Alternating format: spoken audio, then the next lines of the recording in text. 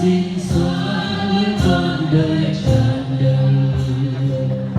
Lạy Chúa xin hãy thứ tha tội lỗi con, cầu Thánh Linh Chúa đến đời đời con đây.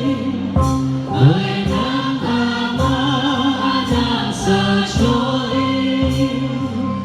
cầu Chúa cầu mẹ đã trả lời sáng lòng, cầu Bố đã trả lời sâu sắc câu, cầu răng lời dâng bằng đèn đã về cầu.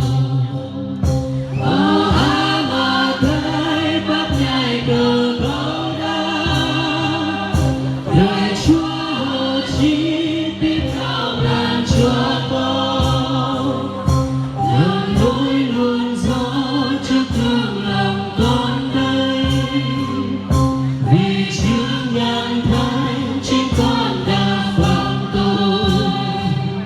Ngài rất công chính lúc ban lời phán quyết, Ngài rất trong sáng lúc tuyên lời xử phạt. Lạy Chúa xin hãy thứ tha tội lỗi con, cầu Thánh Linh Chúa đến đời đời con đây.